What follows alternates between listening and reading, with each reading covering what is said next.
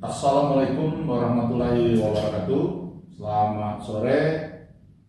Apa kabar kita semuanya? Ketemu lagi di acara Suara Kamu, Suara Keadilan untuk kita bersama. Apa kabar Pak Amin? Alhamdulillah sehat. Selamat datang di podcast LPPM Sekolah Tinggi Hukum Supermuda.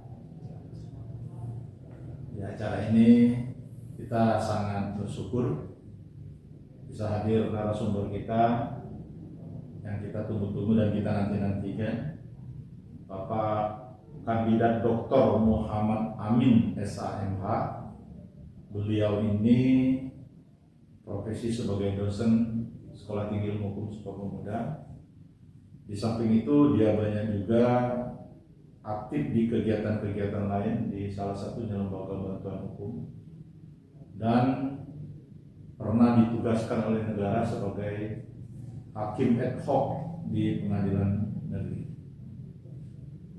Hari ini kita akan mencoba berdiskusi sama Pak Amin keterkaitan dengan pasca judicial review terhadap Undang-Undang Ketenagakerjaan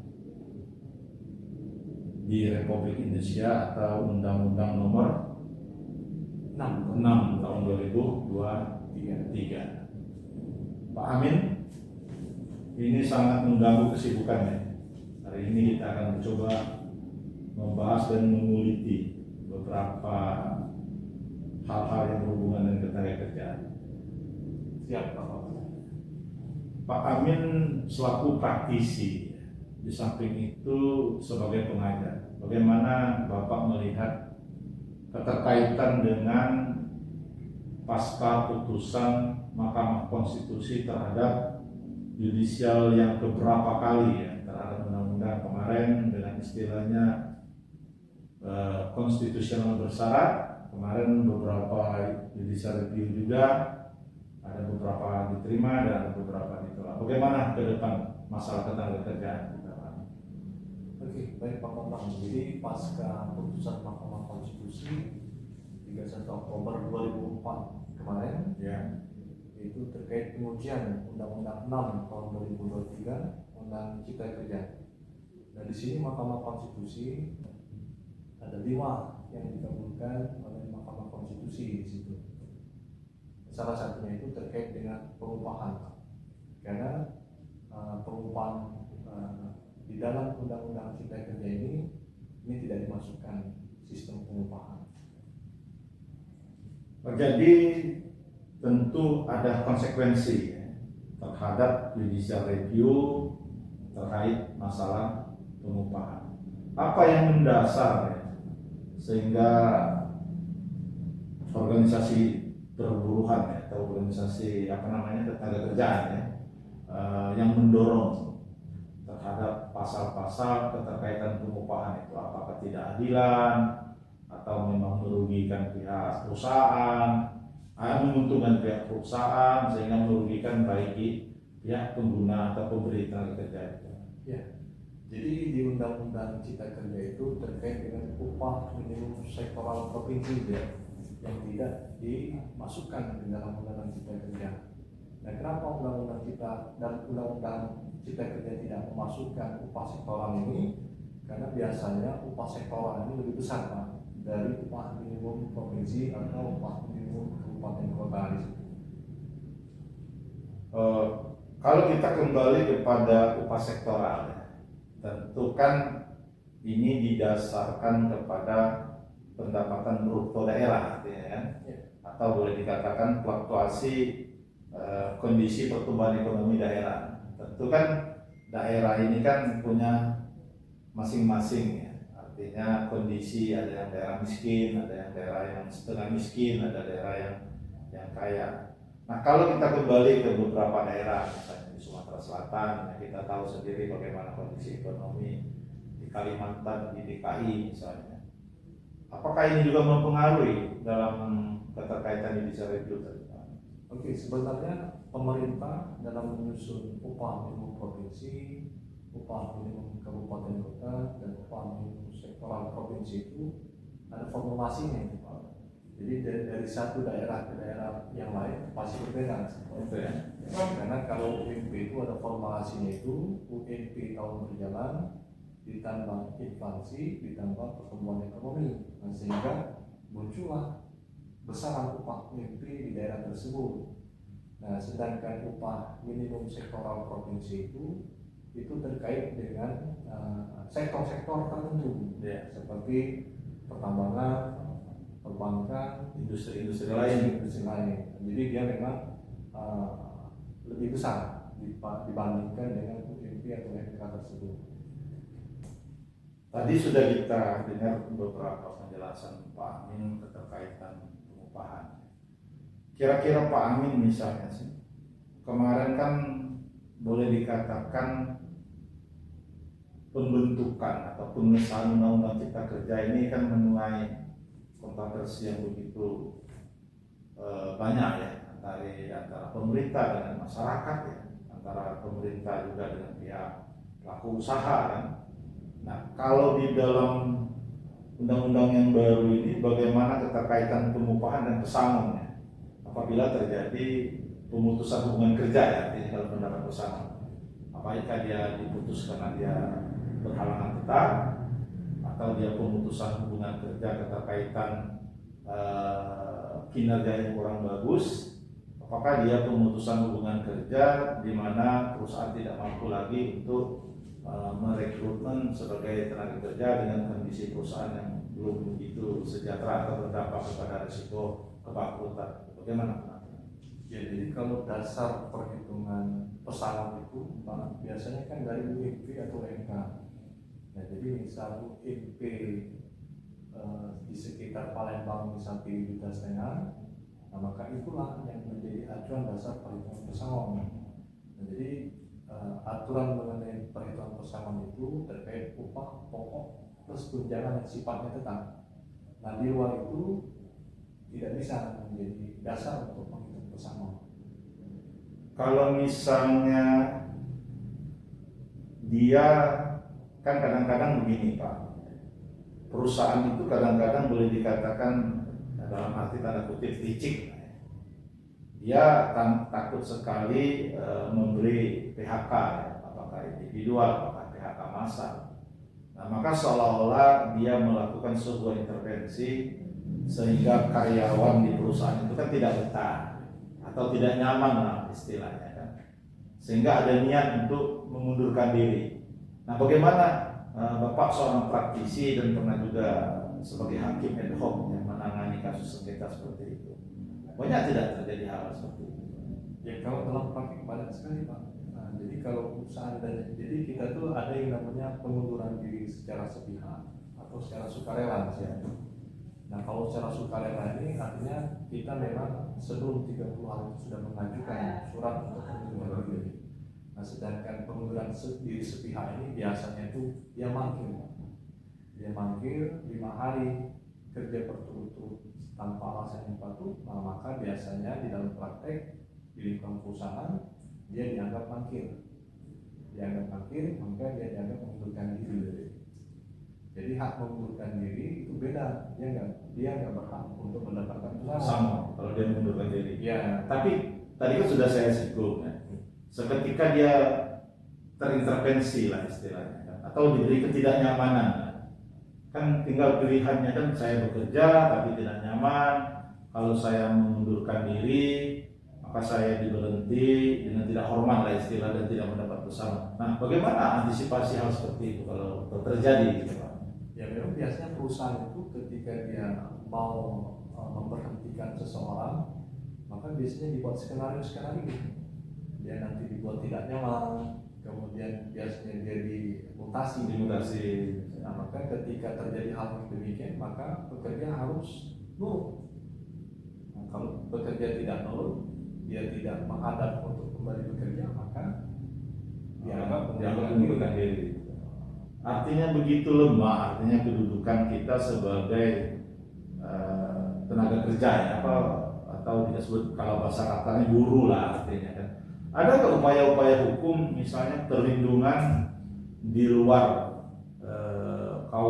di luar internal ya, di dalam internal, dan ada upaya hukum di luar lah misalnya supaya mendapat perlindungan lah para buruh. Dan biasanya kalau di dalam internal itu Pak Bambang itu ada organisasi serikat buruh. Oh, serikat buruh ya. Dan biasanya serikat buruh inilah yang mengakomodir hak-hak. Tadi kita bicara pesangon. Ya. Tentu kan pesangon ini kan tidak terlepas adanya pemutusan hubungan kerja. Ya. Artinya ada pemutusan yang normal yang dilakukan oleh pihak perusahaan karena dianggap perusahaan dalam kondisi menuju pailit, atau yang kedua di PHK berdasarkan permohonan, atau dianggap PHK karena berhalangan tetap dalam hal ini meninggal dunia. Nah, seketika kita bicara proses PHK ini kan tentu sangat yang ditakuti ya bagi pekerja, karena PHK ini banyak sekali rentetan resiko, mulai dari pengangguran terjadinya, ekonomi yang kemarin stabil menjadi tidak stabil lagi misalnya. Sudah itu keterkaitan dengan persoalan-persoalan bagi negara munculnya tenaga kerja baru sebagai pengangguran yang di PHK. Nah, bagaimana proses terhadap terjadinya PHK sehingga hak-hak orang di PHK ini bisa berjalan dengan upaya apa yang dilakukan? Nah, di dalam Undang-Undang Nomor 2 tahun 2004 sebenarnya sudah mengatur tahapan-tahapan proses untuk di PHK. Ya. Yang pertama itu ada namanya perundingan bipartit, Pak. Nah, perundingan bipartit ini perundingan antara pekerja dan pengusaha untuk mencari solusi yang terbaik atas PHK yang dilakukan. Nah, ketika terjadi PHK, maka biasanya pihak pengusaha itu memanggil si pekerja. Nah, di dalam bentuk bipartit tadi. Nah, ketika seandainya bipartit tadi tercapai kesepakatan untuk berdamai, ya, nah maka biasanya dibuatlah perjanjian bersama. Nah, perjanjian bersama inilah yang menjadi hukum bagi para pihak untuk tunduk terhadap perjanjian bersama itu. Perjanjian bersama ini siapa yang mempunyai kewenangan, baik dari konseptor atau ada pihak penengah tengah-tengah? Nah, kalau pada saat perundingan bipartit, para pihaknya pekerja buruh. Dan ketika terjadi perjanjian bersama, maka perjanjian bersama tadi didaftarkan Pak ke pengadilan hubungan industrial setempat. Kalau istilahnya dulu tuh peradilan perburuhan atau ya, sengketa perburuan. Nanti pengadilan hubungan industrial setempat itu mengeluarkan akta perjanjian bersama namanya. Nah, akta perjanjian bersama ini dia mempunyai hak eksekutorial. Dan ketika para pihak atau salah satu pihak tidak merealisasikan isi perjanjian bersama tadi, maka pihak yang dirugikan bisa mengajukan upaya-upaya untuk eksekusi. Artinya ini masuk ke ranah litigasi ya? Ya, betul sekali. Nah, kalau begini misalnya Pak Ahmed, kadang-kadang ini tentu ya, kalau artinya pemberi kerja dengan penerima kerja ya, antara buruh dan majikan istilahnya, industri dan kita menyepakati, tentu tidak ada masalah. Nah, seketika Dewan Prestasi, ada upaya hukum lainnya di samping tadi sudah melalui mediasi lah istilahnya dalam proses sengketanya dibawa ke ranah peradilan, ada nggak upaya hukum? Ada lagi, setelah proses bipartit tidak tercapai, nah maka lanjutlah ke tahap selanjutnya, atau yang kenal istilah dalam hukum industrial itu tripartit, Pak. Ya. Nah, tripartit ini melibatkan pihak dinas tenaga kerja, dalam hal ini mediator. Nah, mediator inilah yang akan menengahi perselisihan antara pihak pengusaha dan pekerja nanti. Nah, sama juga nanti produknya perjanjian bersama juga. Ketika di dinas tenaga kerja oleh mediator tercapai kesepakatan, sama nanti dibuatlah juga perjanjian bersama. Nah, perjanjian bersama tersebut nanti ditandatangani oleh para pihak dan didaftarkan ke pengadilan umum. Itu masuk litigasi, apa namanya litigasi? Itu masih dalam litigasi. Nah, misalnya kan kadang-kadang ini begini Pak, kita bukan menduga-duga atau bukan berzuzon lah istilahnya kan.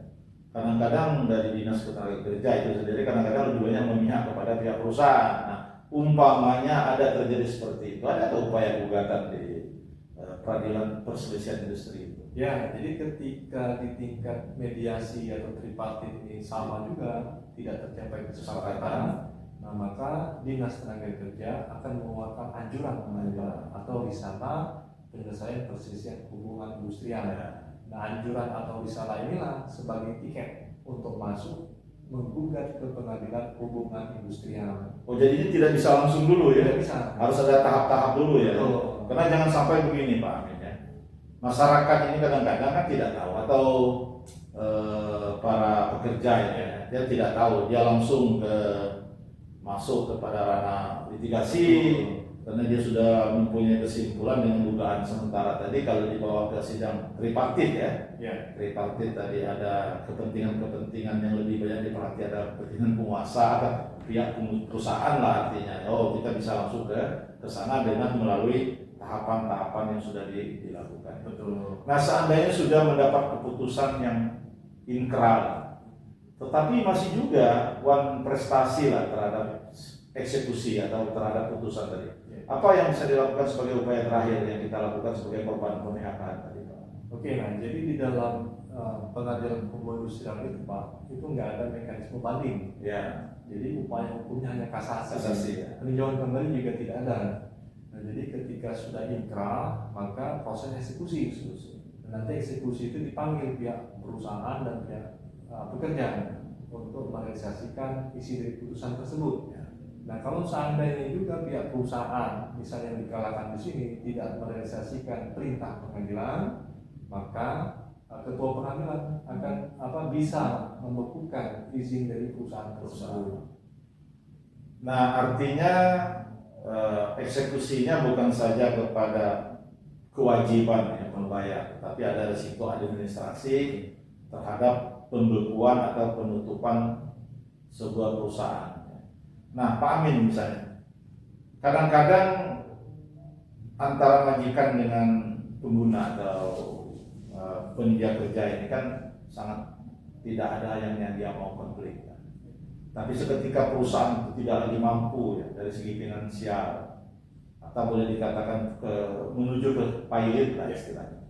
Ada nggak langkah-langkah lain, misalnya sikap pihak perusahaan atau negara yang hadir ya?